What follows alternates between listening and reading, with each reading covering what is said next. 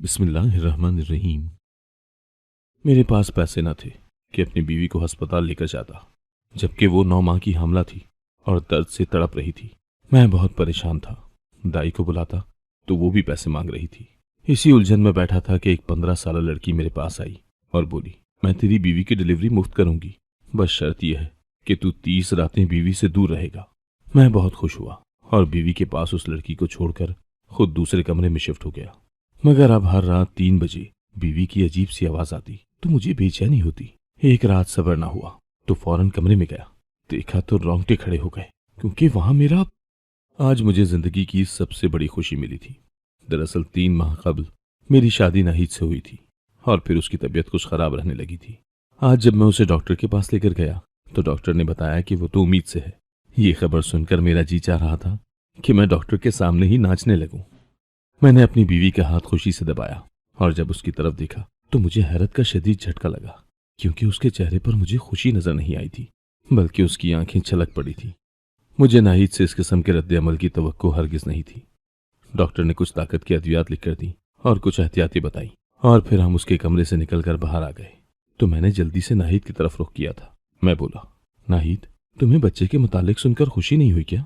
उसने जोर जोर से नफी में सर हिला दिया था। मैंने आंखें फैलाकर उसकी जानिब देखा और बोला, आखिर क्यों?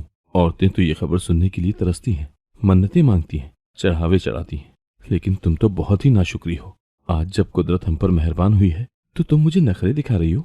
नाहिद शिकस्त खुर्दा लहजे में बोली, जफर, न जाने ये औलाद हमारी किस्मत में है भी या नहीं। मैंने उसके लबों पर हाथ रख दिया और बोला, खुदारा अपने मुंह से दोबारा ऐसी बात मत निकालना। अल्लाह ने जब औलाद की खुशी सुना ही दी है तो फिर वही इस नन्ही सी जान की हिफाजत भी करेगा। मैंने नाहिद के बुरे अल्फाज के तोड़ में कई हजार के नोट सदका कर दिए थे। वापसी पर मैंने ढेरों ढेर मिठाई भी ले ली थी। मैं चाहता था कि मेरी खुशी में मोहल्ले का हर फर्द शामिल हो। मैं 7वें आसमान पर था, जबकि नाहिद मेरे बरक्स थी। हम घर पहुंचे तो अम्मी दरवाजे में ही खड़ी मेरी मुंतजिर थी। कहने लगी, बताओ मुझे, डॉक्टरनी ने क्या कहा? मैंने अम्मी को गले लगा लिया और कहा, अम्मी, आपने सही कहा था। मैं ही बिला वजह परेशान हो रहा था। नाहिद उम्मीद से है। मेरी बात सुनकर अम्मी भी बेइंतहा खुश हो चुकी थी। अम्मी जल्दी से नाहिद की जानिब बढ़ी ताकि उसे मुबारकबाद दे सके, मगर वो पहलू बचाकर निकल गई थी और अपने कमरे में चली गई। अम्मी ने मेरे चेहरे की जानिब बड़े गौर से देखा और बोली, क्या तुमने बहू से कुछ कहा है? मैं बोला, नहीं अम्मी, मैंने तो कुछ नहीं कहा, बल्कि जब लेडी डॉक्टर ने उसे बताया कि ये उम्मीद से है, तब से ही ये खोई खोई सी है। अम्मी मुस्कुरा दी और बोली, अच्छा अच्छा, मैं समझ गई। कुछ औरतें जब हामला होती हैं तो वो ये बात सोचकर खौफजदा हो जाती हैं कि अब मुझ पर जिम्मेदारी बढ़ जाएगी, शायद हमसे हमारा शौहर दूर चला जाए। बेटा, ऐसे में तुम अपनी बीवी के साथ सख्ती से पेश हरगिज मत आना। उसका ख्याल रखना, उसका मान रखना, वो खुद ही ठीक हो जाएगी। मैं अम्मी की बात समझकर मुस्कुरा दिया था। फिर हम दोनों ने मिठाई के डब्बे निकाले और मुलाजमा के हाथ मोहल्ले के एक एक घर में पहुंचाए थे। मैं जब फारिग होकर अपने कमरे में गया तो नाहिद सोई हुई थी। वो सारा दिन यूं ही बेसुध पड़ी सोई रही थी। शाम हुई तो वो बोली, मैं सादिया बहन के घर जा रही हूँ। मैं बहुत हैरान हुआ और बोला, क्यों, क्या बात है नाहिद, तुम वहां क्यों जा रही हो? उसने मेरी बात का जवाब नहीं दिया और सर पर चादर डालकर घर से निकल गई। आज से कबल तो मेरी बीवी घर से बाहर नहीं निकली थी। आज अचानक उसे ऐसा क्या याद आ गया था कि उसने सादिया बहन के घर जाना है। दरअसल सादिया हमारे मोहल्ले में 7 बरस कबल ब्याह कराई थी, मगर आज तक उसकी गोद औलाद से खाली थी। अब उसकी सास ने यह मशहूर कर दिया था कि सादिया तो बांझ है, इसीलिए वो अपने बेटे के लिए जगह जगह रिश्ता ढूंढ रही थी। अम्मी को जब पता चला कि नाहिद सादिया के घर जा रही है तो अम्मी ने फौरन टोक दिया था। वो कहने लगी, नहीं नहीं बहू, तुम उसके घर मत जाओ, उसके यहाँ तो पहले ही औलाद नहीं होती। मुझे डर है कहीं उसका मनहूस साया तुम पर न पड़ जाए। मगर उसने ना मेरी सुनी और ना ही अम्मी की बात की लाज रखी थी। वो चुपचाप घर से निकल गई थी, जबकि मैं और अम्मी तो अपना समूह लेकर रह गए थे, क्योंकि आज तक नाहिद ने इतनी हठधर्मी नहीं दिखाई थी। मुझे गुस्सा आ गया था। मैं बोला, अम्मी, आप फिक्र मत करें, एक बार ये घर आ जाए, इसको तो मैं ठीक करता हूँ। इस बार भी अम्मी ने मुझे ये कहकर रोक दिया था कि कोई बात नहीं, जब औरत उम्मीद से होती है तो वो कभी कभार जिद्दी हो जाती है। मैं हर कीमत पर अपने बच्चे की हिफाजत करना चाहता था, मगर नाहिद का रवैया मेरे लिए नाकाबिले बर्दाश्त था। खैर, वो 2 घंटे बाद घर लौटी थी। मैंने अपने लहजे को नॉर्मल रखने की कोशिश की थी। मैं बोला, नाहिद, क्या सोच रही हो? वो कहने लगी, जफर, हमारा बच्चा कितना खुशनसीब है ना, जिसे आप जैसा बाप मिलेगा। जफर, एक बात तो बताएं, आप बच्चे की पैदाइश के बाद बदल तो नहीं जाएंगे ना? मैंने नफी में सर हिला दिया तो वो बोली, बच्चा जब रोएगा और मैं उसे संभाल ना पाऊंगी तो कौन संभालेगा उसे? मैं मुस्कुरा दिया और बोला, नाहिद, मैं अपने बच्चे को इतना प्यार दूंगा कि तुम उसे पकड़ने को तरसोगी, मगर तुम्हारी बारी ही नहीं आएगी। मेरी बात सुनकर वो खुलकर मुस्कुरा दी थी। अब मैं समझ गया था कि नाहिद सच में जिम्मेदारी से डर रही थी। वो कुछ दिन ठीक रहती और कुछ दिन परेशान। जिन दिनों वो परेशान होती थी, सारा सारा दिन सादिया के घर रहती थी। अब तो अम्मी भी उसकी हरकतों से चिढ़ने लगी थी। अम्मी कहने लगी, मान ना मान जफर, तेरी बीवी और ही चक्रों में है। वो जानबूझकर सादिया के घर इसलिए जाती है ताकि उसका साया पड़ जाए और ये बच्चा खत्म हो जाए। मैं तो अम्मी की बात सुनकर लरस कर ही रह गया था। मैं बोला, ना अम्मी, ऐसे अल्फाज अपने मुंह से मत निकालें। आप मां हो मेरी, ये ना हो कि कहीं आपकी बात पूरी हो जाए। दरअसल मैं चाहता था कि मेरी पहली औलाद बखैर व आफियत इस दुनिया में आ जाए, क्योंकि मेरी उम्र काफ़ी हो चुकी थी। दरअसल मैंने एक बहुत ही गरीब घराने में आंख खोली थी। मैं जूं जूं बड़ा होता जा रहा था, घर में गुर्बत मजीद बढ़ती चली जा रही थी। और फिर एक दिन मेरा बाप भी इंतकाल कर गया तो हम पर फाकों की सी नौबत आ गई थी। मैं जवान हुआ तो मेहनत मजदूरी करके अपना घर चलाने लगा था। अम्मी चाहती थी कि मेरी शादी हो जाए, मगर मैंने इनकार कर दिया। मैं बोला, अम्मी, मैं अपनी बीवी को क्या दूंगा? ये गुर्बत, चलो बीवी तो फिर भी गुजारा कर लेगी, मगर मैं इस फाको भरी जिंदगी में औलाद नहीं चाहता। मैं नहीं चाहता कि एक और जफर पैदा हो जो भूख और प्यास से बिलखता रहे, उसका बचपन ख्वार रहे और फिर एक दिन उसका भी बाप मर जाए तो वो भी मेहनत मजदूरी करने लगे। अम्मी मेरी बात समझ गई थी, इसीलिए उन्होंने उस दिन के बाद कभी मुझे खुशी के लिए मजबूर नहीं किया था। खैर, मैं इस गुर्बत भरी जिंदगी से तंग पड़ चुका था। मैं खुद को इस गुर्बत की दलदल से निकालना चाहता था।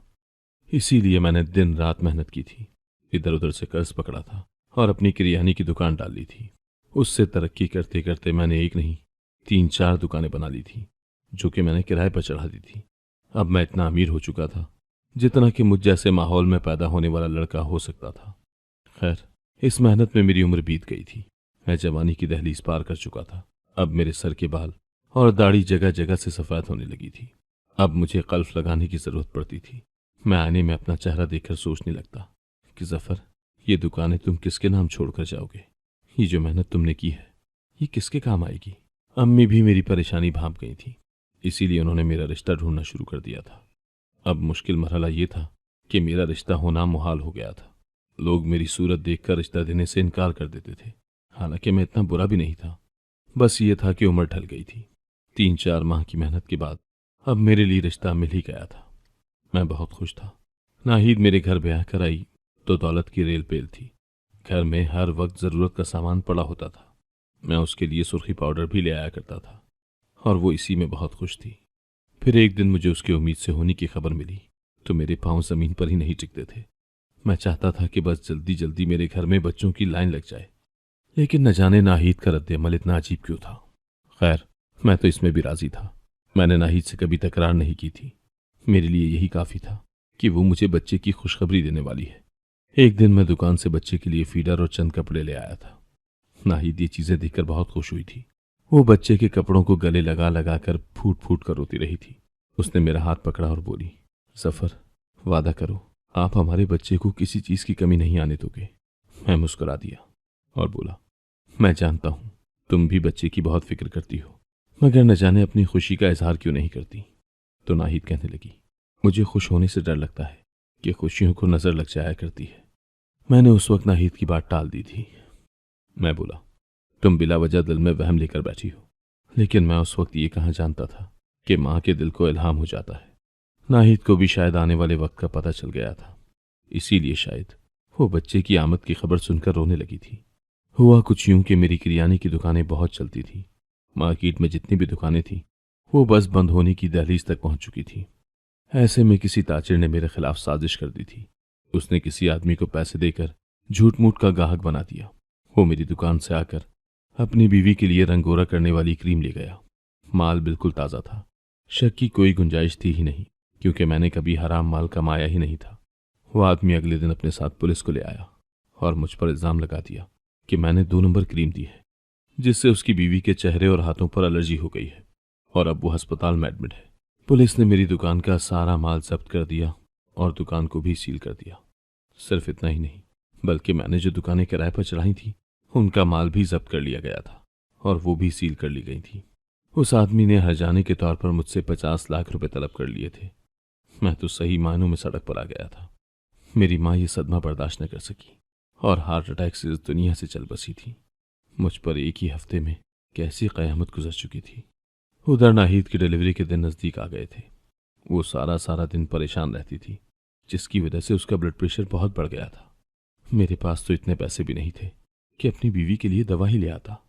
सारा दिन सोच सोच कर मेरा दिमाग खराब होता रहता था। उधर नाहिद रोती रहती और बार बार मेरा हाथ थाम कर मुझसे कसम लेती कि मैं उसके बच्चे से प्यार करूंगा, उसका हर हक अदा करूंगा।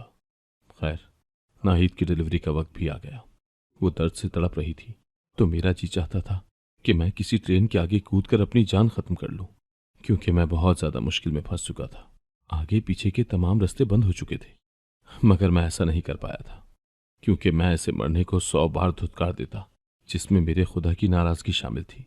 मेरे पास पैसे न थे कि अपनी बीवी को अस्पताल लेकर जाता, जबकि वो 9 माह की हामला थी और दर्द से तड़प रही थी। मैं बहुत परेशान था। दाई को बुलाता तो वो भी पैसे मांग रही थी।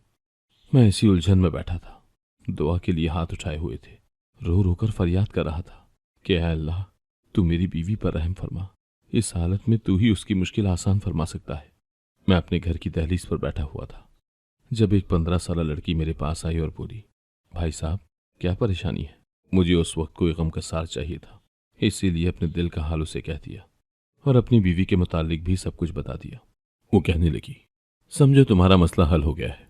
मैं तुम्हारी बीवी की डिलीवरी मुफ्त में करूंगी, बस शर्त यह है कि तुम 30 रातें बीवी से दूर रहना। मैं बहुत खुश हुआ। उस वक्त वो लड़की मुझे निजात दहिंदा लगी थी, इसीलिए मैंने उससे ज्यादा सवाल जवाब भी नहीं किए थे। मैंने तो इतना भी नहीं सोचा कि उसने कितनी अजीब सी शर्त रख दी थी मेरे सामने।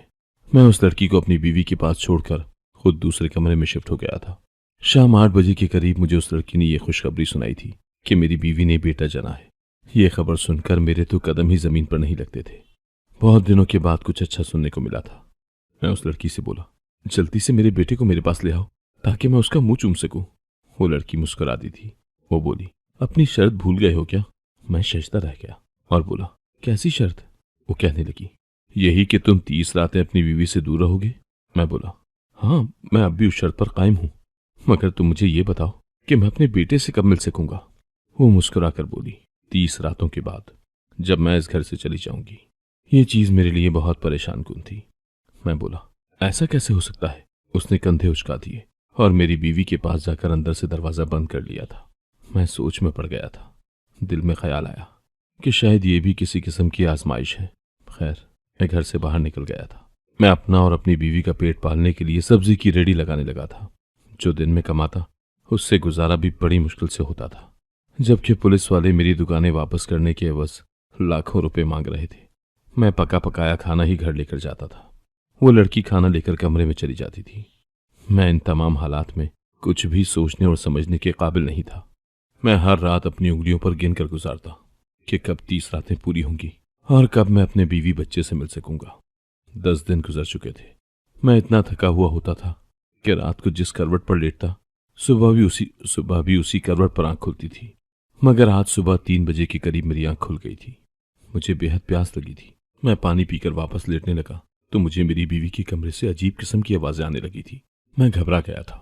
मैंने कान लगाकर सुनने की कोशिश की थी, मगर कुछ सुन नहीं पाया था। खैर, मैं नींद में था, इसीलिए सो गया। मगर अब तो ये वाकया हर शब होने लगा था। अब हर रात 3 बजे बीवी की अजीब सी आवाज आती थी। मैं घबरा जाता। दिल चाहता था कि कमरे में जाकर तो देखूं कि आखिर क्या बात है, मगर फिर अपना वादा याद आ जाता था जो मैंने उस 15 साल की लड़की से किया था। मुझ में इतनी इंसानियत तो थी ही कि अपनी मोहसिना का नाम नहीं तोड़ूं। खैर, मैंने बाहर से ही कान लगाकर सुनने की कोशिश की थी कि आखिर क्या बात है, मेरी बीवी की ये कैसी आवाजें आ रही हैं। तब मुझे समझ में आया कि मेरी बीवी बहुत ज्यादा तकलीफ में है। वो बिलख रही है और साथ ही साथ कोई हंस भी रहा है। ये हंसी किसी और की नहीं बल्कि उसी 15 साल लड़की की थी। मैं बहुत ज्यादा घबरा गया था कि न जाने वहां क्या हो रहा है। इसीलिए मैंने दरवाजा खोलने के लिए आगे हाथ बढ़ाया ही था कि किसी के कूदने की आवाज मुझे सुनाई दी थी। मैंने एक झटके से दरवाजा खोल दिया था और तब मेरी नजर अपनी बीवी पर पड़ी थी। वो ज़ारो कतार रो रही थी। मैं बोला, क्या हुआ? हमारा बच्चा कहाँ है और वो लड़की कहाँ है? नाहिद रोती रही और बोली, अब ख्याल आ गया? हर रात 3 बजे जब मेरे कमरे से अजीबोगरीब आवाजें सुनाई देती थी, तब तुम क्यों ना आए? अब वो हो गया जिसका डर मुझे उस दिन से खा रहा था, जिस दिन से मुझे पता चला था कि मैं हामला हूं। जफर, हम दोनों अपने बच्चे से महरूम हो गए। वो फूट फूट कर रोने लगी थी। मैं बहुत ज्यादा परेशान था। मैं बोला, नाहिद, मुझे बताओ तो हुआ क्या है, नहीं तो मेरा कलेजा फट जाएगा। नाहिद बोली, जफर, आज से 16 साल कबल जब मैं बहुत कम उम्र थी, तब मैं दानियाल से मोहब्बत कर बैठी थी। वो मेरा पड़ोसी था। मोहल्ले में उसकी शोहरत अच्छी नहीं थी, मगर मुझे न जाने उसमें क्या नजर आया कि मैं उसके इश्क में बिल्कुल ही अंधी हो चुकी थी। जफर, उसने मुझसे कहा कि हम छुप कर निकाह कर लेते हैं। मैं मान गई। फिर वो तन्हाई में मिलने पर जोर देता रहा, मगर मैं हर बार इनकार कर देती थी। लेकिन मैं बहुत कम उम्र थी, नासमझ थी, इसीलिए ज्यादा देर तक अपने इनकार पर न टिक सकी और फिर उससे तन्हाई में भी मिलने लगी। उसने मेरी मासूमियत का फायदा उठाया और यूं मैं हमला हो गई। मुझे तब नहीं पता था। हर वक्त मेरी तबीयत खराब रहने लगी तो अम्मी डॉक्टर के पास ले गई। उन्होंने बताया कि मैं हामला हूं। मेरी अम्मी तो मारे डर से कांपने लगी थी। अम्मी मुझे घर ले आई और अब्बू अम्मी ने मुझे बहुत मारा था। फिर जब मेरे घर बच्ची की पैदाइश हुई तो अम्मी ने मुझे बताया कि बेटी पैदा हुई है। फिर वो मुझे मेरी बेटी का चेहरा दिखाए बगैर न जाने उसे कहाँ छोड़ाई थी। मुझ में इतनी हिम्मत नहीं थी कि मैं अम्मी से इस मुतालिक इस्तफसार कर पाती। यूं ही वक्त गुजरता गया। अम्मी ने मेरे लिए बहुत रिश्ते ढूंढे, मगर जब भी मुझे कोई कबूल करने वाला होता, मेरी भाभियां उन्हें मेरे सियाह माजी के मुतालिक बता दिया करती थी, क्योंकि वो मुझसे घर के काम लिया करती थी। यूं ही मेरी उम्र ढलने लगी। तब मेरी भाभियों को एहसास हुआ कि अगर नाहिद की शादी न हुई तो वो उम्र भर के लिए हम पर बोझ बनकर रह जाएगी। इसीलिए जब आपका रिश्ता आया तो उन्होंने मेरी असलियत छुपा ली और यूं मैं आपकी बीवी बनकर आपके घर आ गई। ये 15 साल लड़की कोई और नहीं बल्कि मेरी ही बेटी है। उसने मुझे बताया कि वो यतीम खाने में पली बढ़ी है। वहीं पर उसने नर्सिंग का कोर्स किया था। वो जगह जगह मेरी तलाश में फिरती रही थी। आखिरकार उसे इल्म हो गया कि मैं यहां पर हूं, इसीलिए वो मुझसे बदला लेने के लिए आ गई। हर शब 3 बजे वो मुझसे यही कहती थी कि अम्मी, मैं तुम्हारा बेटा लेकर चली जाऊंगी। ये भी वैसी ही जिंदगी गुजारेगा जैसी मैंने गुजारी है। मैं रोती रहती। सुबह होती तो अपने माजी से डरकर अपनी बेटी के इरादे आपको ना बताती। मैंने सर झटक दिया और बोला, अभी वो ज्यादा दूर नहीं गई होगी। इतना कहकर मैं घर से निकल आया था। मैंने गली कूचे, खेत खलियान हर जगह देख लिया था। गर्ज कोई ऐसी जगह नहीं मिली जहां वो लड़की होती। आखिरकार मुझे एक जगह से कुत्तों के भौंकने की आवाजें आने लगी थी, इसीलिए जल्दी से उधर चल दिया। मेरा शक ठीक निकला था। वो लड़की और मेरा बच्चा वहीं पर थे। मैंने एक बड़े से डंडे की मदद से कुत्तों को भगा दिया था। वो लड़की मुझे देखकर थर थर कांपने लगी थी। वो बोली, अपना बेटा ले लो, मुझे जाने दो। मुझे उस लड़की में उस दम नन्हा सा जफर नजर आया था, जिसने बड़ी मुश्किल जिंदगी काटी थी। मैंने उसके सर पर हाथ रखा और उसे अपने साथ घर ले आया। घर आया तो मेरी बीवी अपनी बेटी को देखकर रोने लगी थी। वो सोचने लगी कि न जाने अब मैं उसके साथ क्या सुलूक करूंगा। उस डरी सहमी नाहिद में भी मुझे जफर नजर आया था। मैंने उसके सर पर हाथ रखा और बोला, नाहिद, मेरे दोनों बच्चों का ख्याल रखना। मैं नाहिद की बेटी सारा से बोला, बेटी, जो रूखी सूखी हम खाएंगे वही तुम भी खा लेना, मगर यहां से मत जाना। यहां तुम्हारी माँ और छोटा भाई है। नाहिद रोने लगी थी। मैंने उनसे कहा कि रोना धोना छोड़ दो। देखो, खुशी का सूरज तुलू हो चुका है। और मेरी बात सच साबित हुई थी। तभी हमारे घर के दरवाजे पर दस्तक हुई थी। कुछ पुलिस वाले थे जो हमारे घर आए थे। उनके हाथों में मेरी दुकानों की चाबियां थी। वो कहने लगे कि हमारे शहर में नए एसएचओ का तबादला हुआ है। वो बहुत ईमानदार है। उन्होंने आपके मामले की छानबीन की तो पता चला कि आप बेकसूर हैं। इसीलिए ये मुकदमा अदालत में ले जाने के बजाय उन्होंने खुद से ही इंसाफ कर दिया है। खुशी से मेरी आंखों में आंसू आ गए थे। मैंने सारा के सर पर हाथ रखकर कहा, बेटी, ये सब तुम्हारे नसीबों से वापस आया है। मुझे कामिल यकीन है कि ये मेरी नेकी का ही सिला था। अगर कोई तुमसे कहे कि तुम्हारी की हुई नेकी और जुल्म घूम फिर कर तुम तक वापस आ जाएगा तो उसकी बात पर यकीन कर लेना, क्योंकि ऐसा जरूर होता है। अगर आपको आज की कहानी पसंद आई है तो वीडियो को जरूर लाइक कीजिएगा और अपने दोस्तों के साथ भी शेयर कीजिएगा। और हाँ, अगर आपने अभी तक हमारा चैनल सब्सक्राइब नहीं किया तो जरूर सब्सक्राइब करें। मिलते हैं कल एक नई और दिलचस्प कहानी के साथ। अल्लाह हाफिज।